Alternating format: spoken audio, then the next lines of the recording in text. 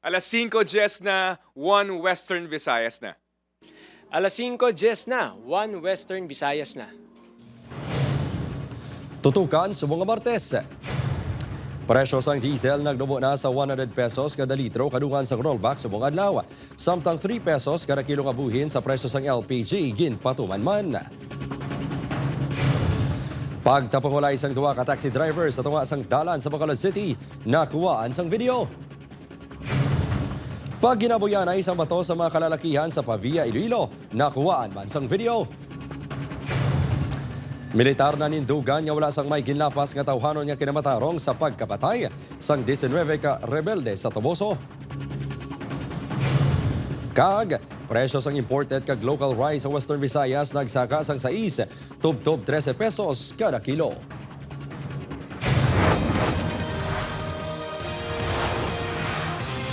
Ini ang GMA Regional TV, 1 Western Visayas.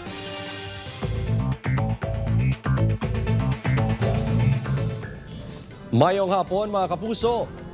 Sa nagapanguna nga balita, pila ka POJ drivers hindi pa sigyapon kontento apisar nagdubo na sa 100 pesos kada litro ang presyo sang diesel kasunod sang ginpatuman nga oil price rollback sa buong adlaw. Yaring balita. Makaligan ang pila ka semana nga masobra 100 pesos sa kada litro sang diesel. Subong adlaw, makatilaw na gid ang mga motorista sang 90 pesos tubtob 96 pesos kada litro nga presyo. Yara naman sa 78 tubtob 86 pesos ang kada litro sa gasolina. Ang halos 25 pesos nga rollback sa diesel, kag masobra 3 pesos sa gasolina ang mandato sa gobyerno kag dapat sundon sang oil companies. Kung 24.95 yan, dapat yung rollback could be equal or more than the 24.94.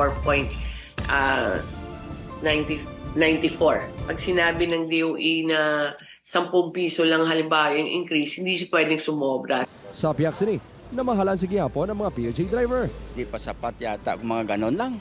Kasi pag ang pamasahe hindi naman tumataas eh. Biruin mo yung panggas namin, abot ng 2004 sa dalawang balikan. Gani suportado sa mga POJ drivers ang 10 pesos nga sa kaplete nga ginaduso sang piston. Apang, ginapamatukan naman ini sa mga commuter sa Iloilo City. Para sa amon lang estudyante man do budlay man sa amon lang kay siyempre taas man lang. Para sa drivers. Ate pwede man Di ba bulig man nato? Pwede naman 10 pesos. Hindi lang, mo masakit man na sa amon. Okay natin para sa inyo. Usually mga 2-3 Wala naman sang epekto sa pampubliko nga transportasyon sa Panay ang pagupod sa pila ka transport group sa Panay sa nationwide transport strike subong adlaw. Ang taxi driver nga si Gerson wala man nagupod sa panawagan sang unta tugong. Wala man ti silod tragbasan to sa umawa, ti bugas. Ti pilitan ko biyahe. Ginakabing naman nga madinalagon ang hublag protesta sang grupo bangod may mga provincial transport cooperative nga nag-upod. Dugang sang ila leader, pamatuod kuno ang sunod-sunod nga rollback sa pag-overpriced sa presyo sa gatong. Katingalahan kay way pumanta nagbakal sa guwa makasarang sila mag-rollback, no? Subot silingon may manipulation. Samtang nagsugod na ang LTFRB sang distribution sang fuel subsidy sa drivers kag operator sa Western Visayas paagi sa e-wallet. 13,000 ka operators kag 11,000 ka drivers ang target mahatagan. May ara naman kami information nga out of our 11,000, may mga 2,000 plus na nga nasudlan sa ila GCash. However, basi may mga details bala or mga submission sila nga hindi magsibo. So that's why hindi makapasulod sa ila account. Nonetheless, hindi lang magproblema ang aton mga drivers. Ginpatuman naman ang 3 pesos and 36 centavos nga buhin sa kada kilo sang LPG subong adlaw. Sa Iloilo City, ang sadto 1,638 nga 11 kilogram nga tangke, subong 1,601 na. Upot Kermel Porquia, Kim Salinas, 1 Western Visayas. Para sa dugang nga mga balita sa Negros kag Panay, makaupod ta si Adrian Prietos. Adrian. Yes, kay mga puso, madamo gid nga salamat pagtapungulay sa duha ka taxi driver sa tuwas ng dalan sa Bacolod City nakuha sa video. Paghalok sa isa ka driver sa kangay nga driver ginapahayag ginhalinan sang gamo. Yaring balita exclusive.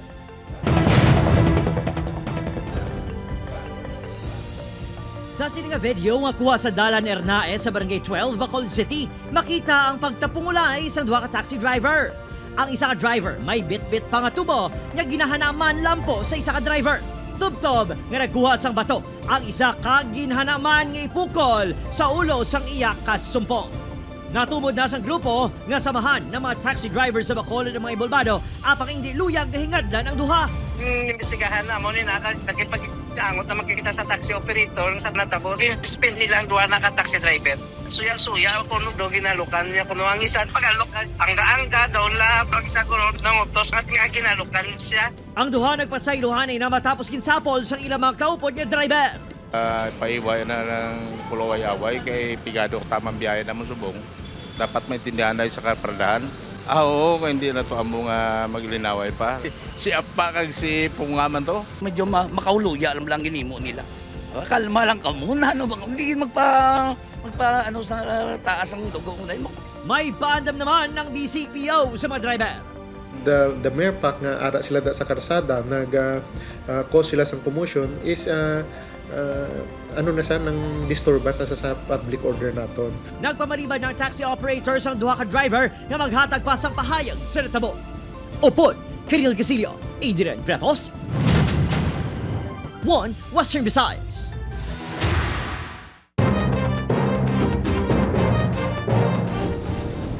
Mga kalalakinan, naggaboyan na isang bato sa barangay Aganan pa via Iloilo. Insidente na kuhaan sa video. Si Julius Bilacol, nakatutok. Makita sa video ang pagpungkoy sang bato sang lalaki nga nagaping sang t-shirt. Sa duha ka mga lalaki nga naka-sweatshirt sang pula kag nagaitom nga t-shirt. Ginsundan ini sang pagbaslanay sa magtimbang nga bahin. May tion nga nagatubangay ang nakaping kag nakapula. Apang nagatras ang nakapula, kag liwat naman sila nagbatuhay. Makitaan man nga nag-entra ang upod sang nakapink nga nakabayo sang itom.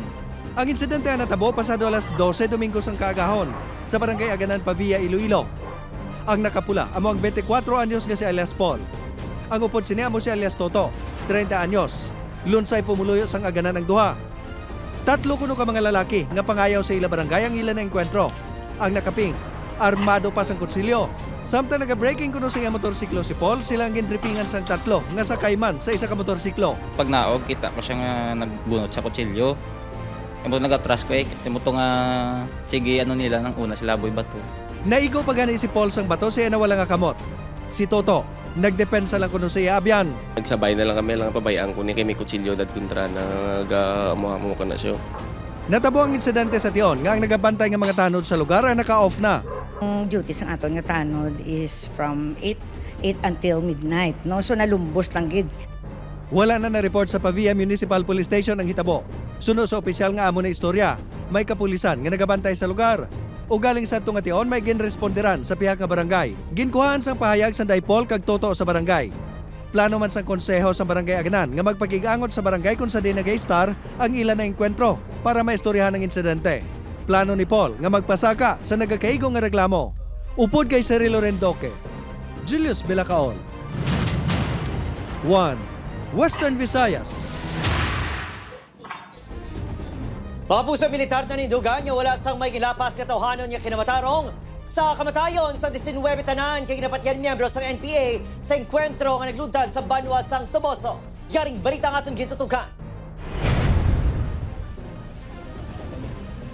Ginapakamalaod sa militar ang posisyon sa University of the Philippines Diliman University Student Council sa natabo ang enkwentro sa Barangay Salamanca, Toboso, Negros Occidental sang Domingo. Giningadlan sa may scholar ng bayan nga Berdugo ang mga militar. Ginapanawagan man sa UP Student Regent ang pagpaluntad sa international humanitarian law. Sa isa ka pastoral statement, ginapakamalaot ni Diocese of San Carlos Bishop Gerardo Alminasa ang pagpamatay apisar pa katapong mga iniisang rebelde nga grupo. The long arms of the law will eventually fall on them. Of course, I respect their opinion and they are out of touch of reality. These people are speaking in Manila, in Cebu. You come here, investigate of what's happening. They are the ones committing human rights violation. Nagdanga sa 19 ka persona ang napatay. Sa numero, 5 pa lang ang natumod. Kabahing diring leader nga si Roger Familiar. Mga patigayon naman sa DNA testing sa isa ka napatay nga ginapatihan dumuluong. Ginmando sa NOCPPO ang pagtumod sa mga identities kag background sa manapatay ang mapadasig ang pagbalik sa mga ini sa ilahimata. We're helping the armed forces of the Philippines for the identity sang tanan-tanan naton nga na-involved dito, especially sang gina-consider nila nga the main man of the incident amo si alias Arnold Tapang. May mga previous case kita sir nga na-file sinisa ng kapangalan sa Arnold Tapang ani. Amat-amat na nga nagbalik sa ilang mga puluyan ang mga nagbakwit nga mga residente sa Tuboso kag Escalante. Wala pa opisyal nga pahayag sa ilang website ang New People's Army sa natabo. Opo, Kiril Casilio, Adrian Cretos, 1 Western Visayas. Ginlamon sa Kalayo ang isa ka balay sa Barangay Lanit Haro pasado alas 10 kagabi sa Paraysayon sa Tagiya sang balay yara ini sa tupad balay sang nagluntad ng sunog. Nabilin ang 12 ka ugangan nga lunsay senior citizen sa pangtigayon man nga nasalbar. Wala sang may nasalbar nga gamit ang pamilya. Ginalantaw nga rason sang sunog ang napabayad nga paga sa dapog. 25,000 pesos ang na-record nga danyos. Pero hambalya, kagabihan di sa magtulog, gin safety ang mga abong, gin pasulod sa pugon, tapos gin masyahan niya tubig palibot pala. Kasi basi may nag-agsik puno na dakahoy.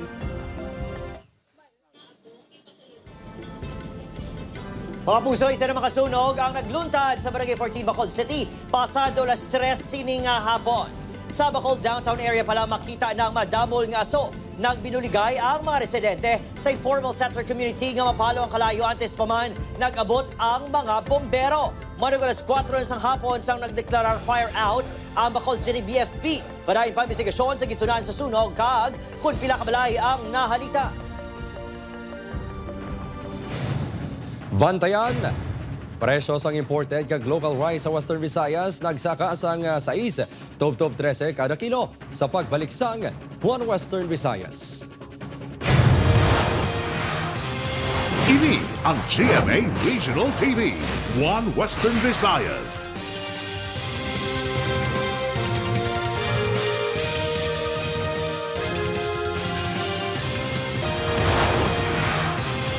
Ini ang GMA Regional TV, 1 Western Visayas.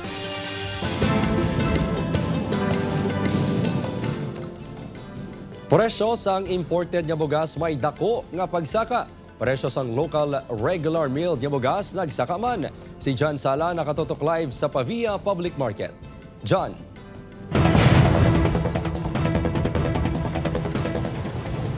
Kim, padayon nga nagakaapektuhan ang presyo sa mga produkto bangod man sa padayon nga krisis sa gatong. Isa na dire ang nagapanguna nga ginakonsumo sang tanan amo ang bugas.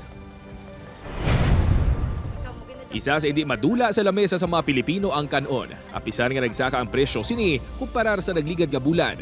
Rice is life sa gihapon para kay Maria Nora. Kinakilangan na sina-estimate lang sa pamilya. Mga bakal kita kay hindi white akalan mo kung dito magbakal. Sa monitoring sa Department of Agriculture, 6.13 pesos ang ginsaka sa presyo sang imported nga Japanese rice. Halin sa 55 pesos kada kilo sang Marso 31, subong yara na sa 68 pesos ang presyo sini.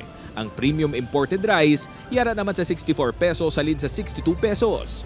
Halin sa 50 pesos kada kilo, yara naman sa karon sa 54 pesos ang regular milled nga local rice.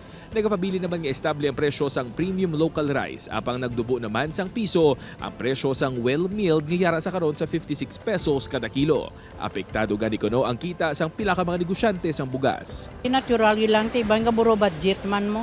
Ang pagsaka sa presyo ang ginapaabot naman sa Department of Agriculture 6. Ga-start na land preparation ng aton farmers. So, ina-expect tagid na nga magtaas ang presyo. So, no, hasta pa na sa August kay ang aton nga start of harvest. Kung nagtanom sila May, June, July, August naman start sang harvest. So, dira naman tayo nga ga-expect na manubo. But, ang aton problema subong, nagtaas ang diesel, nagtaas ang mga fuel. So, mataas na ang transport cost from the farm to the rice mill to the market. Nagpanindugan naman ang DA6 nga ginadumilian ang pagpasulod sang imported nga bugas sa rehiyon halin pa sa bulan sang Enero. Apang dalulupang doon nga may bastante sa gyapon nga supply sang imported nga bugas ang pila ka mga rice retailer sa syudad sang Iloilo. Hindi gid direct nga gin import nga direct nga masulod diri sa Region 6. na daw nag-agi sila sa other ports outside Region 6.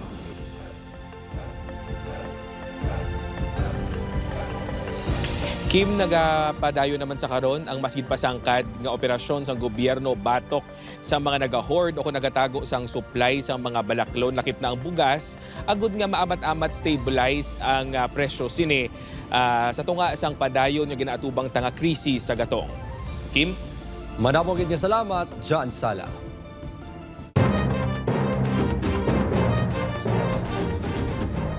Patal nga pila sa ulo na angkon sa 49 anyos nga lalaki matapos kinbungguan sa nagasunod nga motorsiklo ginamaneho sa isa ka 29 anyos nga lalaki sa bahin sa barangay Mambugbanga, Aklan, Domingo sang gabi. Dead on arrival sa ospital ang biktima suno sa Banga PNP. Hubog man ang rider sa nakabunggo nga motor suno sa kapulisan. Reckless imprudence resulting to homicide ang reklamo ipasa ka batok sa nakabunggo nga driver. Kinrelease ni matapos nag-lapse ang reglementary period. Samtang patay ang bana nga senior citizen, samtang critical sa ospital ang asawa sa nakabunggo ang inasakyan yung motorsiklo sa puno sa Acacia sa barangay Mantiguip, Makato, Aklan, Lunes sa Cagahon. Nadalahig pa sa aksidente, nakangkon sang minor injuries ang isang motorista sang nabungguan sang nagtabog ang motor sang mag-asawa. Nakausap na rin niyo po yung sister ng deceased victim po. Nagkaayos naman po sila. Okay. Nagbigay pa si second vehicle ng tulong sa family. Okay. Lapsag nga ginbilin sa likod sang simbahan sa Banawasang Tigbawan, Iloilo. Ginbalik na sa iya pamilya. Iloy nga nagbilin ginapasuni nga may postpartum depression sunod sa kapulisan. Si John Sala nakatutok. Naglabay sa likod sang simbahan sa Tigbawan, Iloilo ang isa ka residente Biyernes ang aga sang makabati isang hibi isang bata. Ginpangita sini kundi nagahin ang hibi. Matiun-tiun, nakitaan sini ang babayi nga lapsag nga nagahapa sa salog. Sa ingod sini may ginbilin man nga bag nga may unod nga mga gamit sang bata. Diaper kag pila ka mga impormasyon. Yung tawag ko sa mga pod ko, matugin ko ako rin. Pag takaya kayo nagkakulob. Dugang pa sa nakakita, may mga bakiras ang bata. Diba sa ibla kong ginawa, matugin takaya ko na yun. Yung dala naman sa baba. Sa pagbangusisa sang MSWDO kag Tigbawan Police, natumod ang Iloy sang lapsag. Nagapang idaron kuno sang 3 pa lang kasimanang lapsag. Ginpay dalo mini sa assessment kag ginbalik man sa iya pamilya nga taga syudad sang Iloilo. Ato man dito no, na-inform naman ang both parties no, ang pamilya sang nanay at pamilya sang tatay. Sila man dito nagtubangay sa ato ni Mr. Bolivio. Palalig ba naman sa kapulisan kung paano nakalabot sa Tigbawan, Iloilo ang Iloy, bangon wala man ini sa mga paryente sa banwa. Ang nanay ni kasi isang postpartum no. Amo to nga isa makarason niya gindili niya dito ang bata no. Upod kay Hans Chateau, John Sala. 1 Western Visayas. Napasakaan na sa reklamo nga rape ang 4 ka minor de edad nga lalaking nilgar naghimulos sa isa ka 16 anyos nga delegita sa isa ka punungan sa Molo sang nagligad nga semana. Abril 15 sa nagreklamo delegita sa Ilapunong Barangay. Diri ginaresto ang mga sospek. Sa investigasyon sang Molo Police natukiban nga una nagsugtanay nga magkitanay ang biktima kag 14 anyos ini nga nobyo nga isa man sa mga suspect. Apang nag-apa sa mga barkada sang nobyo nga lunsay 15 anyos kag diri ginhimo ang pagpanghimulos. Ginako sang 3 ka minor nga naggamit sila sa marijuana sang ginhimo ang pagpanghimulos. Sunod sa pulisan, ginapunggan sang nobyo ang iyang mga barkada apang hindi ini makasara. Yara na sa balay, dalayunan na ang 3 ka 15 anyos samtang yara sa paghinakop sang Iloilo CSWGO ang nobyo. Ginpanginwala man sa Molo Police ang aligasyon nga ginsakit sang police personnel ang isa sa 4 ka suspect. Ang victim sir ongoing ang iya psychological briefing kag examination sa Western para makuha ang iya trauma.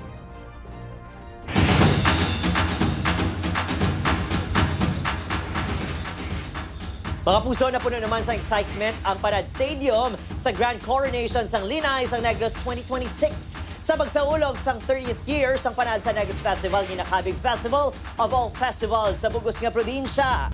Ginpauli sa 20 anyos sa si Jamaica Bantigue ang pinakaunang corona para sa banwa sang Don Salvador Benedicto DSB. Nakuha man sining News of the Media Best in Talent kag pila corporate awards. Si Bantigue ang second-year psychology student nga ginasustenera pag-eskwela sa pribadong kabulutuan bilang working student kag isa man ka online seller. Nagdaog ini isang full scholarship grant kag pondo para sa advokasya sa mental health sang mga pamatanon.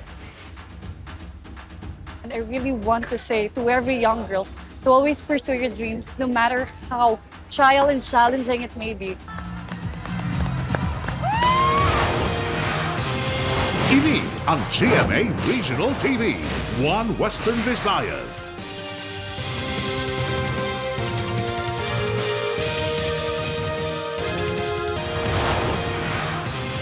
Ini ang GMA Regional TV, One Western Visayas. Mga manunudlo ka ginikanan pabor sa 3-term school calendar nga ipatuman sang Department of Education sa pagsugod sang school year 2026 to 2027. Si John Sala nakatutok. Natalupangdan sang school principal nga si Ma'am Lilian Suampong sang A. Montes 2 Elementary School nga sang una nga 4-quarter school calendar pa kada may inugsubmit ang mga manunudlo. Kasubo nga daw ginalaga sila.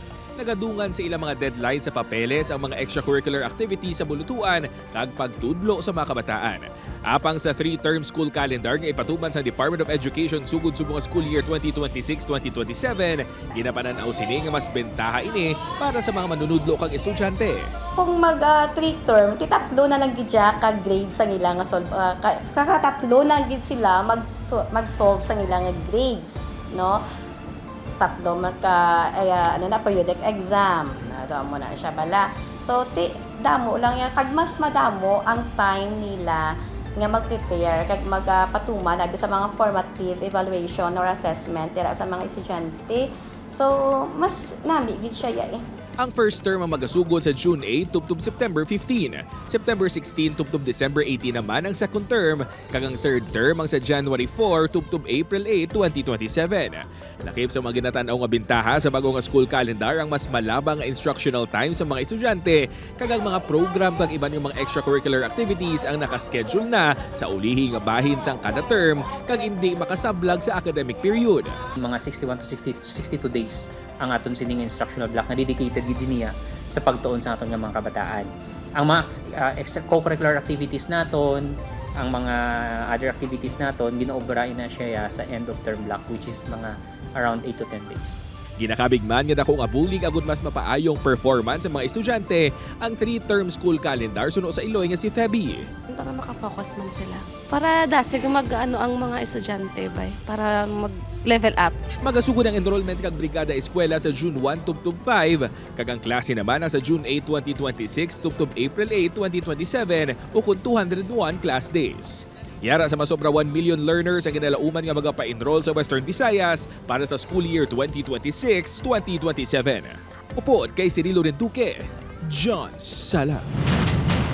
One Western Visayas.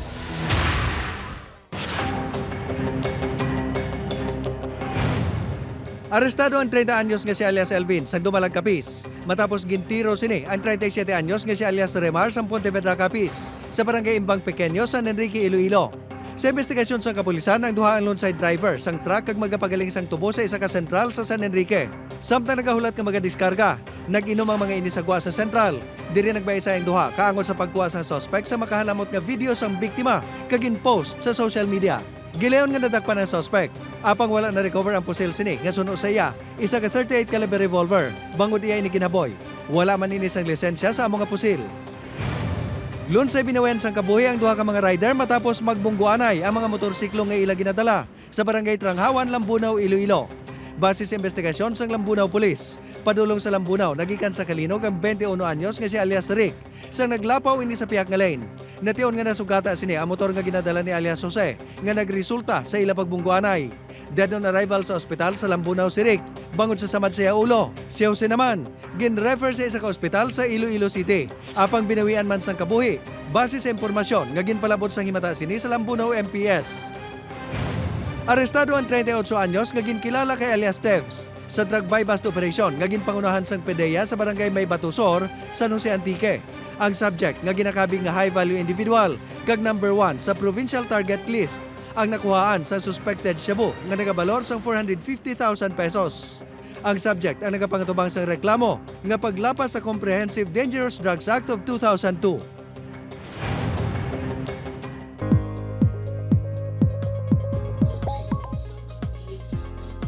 Mabusa pa dayon nga nagapalayo sa Paracon Philippine Area of Responsibility ang bagyo nga may international name nga Sinlaku. Sa subong, wala sang ginamonitor nga bago nga malaing nga panahon ng pag-asa pero posibleng ulan sa iban nga bahin sang pungsod bangod sa thunderstorms. Easterlies na nag-eksister kag nag-apekto subong sa halos bilog nga pungsod. Bisan mainit kag mapaang posible magadala sa gihapon sang pag-ulan ilabi na sa hapon di gani gabi. Sa datos naman sa Metro Weather, manubong tsansa sa ulan sa Negros Island region kag Panay Island pero may lapta-lapta kag madasing nga ulan sa Aklan. Isa kadako nga pawikan ang nagsampay sa unasan sa Barangay Santa Rosa, Gimpal sa Biyernes ang aga. Sa ginreport sa Southeast Asian Fisheries Development Center sa Banwasang Tigpawan, gilayon ini nga respondihan apang natukiban niya patay ng pawikan. Base sa statement sang SEAFDEC, ang pawikan ang isa ka babae nga leatherback turtle. Ini ang may kalabaon nga 118 cm kag kalaparon nga 86 cm. Nagabugat ini sang ginabulomanta 150 kilos.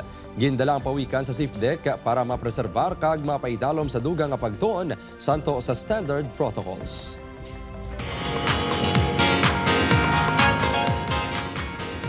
Mga puso now showing gihapon sa masinihan ng horror film nga Huwag Kang Titingin. Ang pila ka cast members present sa block screenings. Si Sofia Pablo yara sa screening sa Quezon City. Sanday The Secrets of Hotel 88 Stars, Kira Ballinger, kag Josh Ford ukon Kish, nagpadulong naman sa Mandaluyong. Spotted man si Born to Shine actor Michael Sager sa duwa ka separado nga screening sa Quezon City kung sa diin naka-meet and greet niya ang fans. Present man sa block screening sa Day Marco Masa and Charlie Fleming. Si Shuvi Etrata naman mangluwas sa screening nakabanding pang fans sa ibang activity kasubong sa tree planting activity sa Binangonan, Rizal. Super happy kada may mababasa po ako ng mga good reviews. Kag ina ang mga pinakadalagko kag pinakauli nga mabalita sa Western Visayas kag Negros Occidental. Madamo nga mga salamat mga kapuso pati na ang aton mga kapuso abroad. Ako si Kim Salinas. Kami ang GMA Regional TV 1 Western Visayas. Wala sang ginadampigan, wala sang ginaprotektahan halin sadto tubtob subong matudtod nga serbisyo gidlang.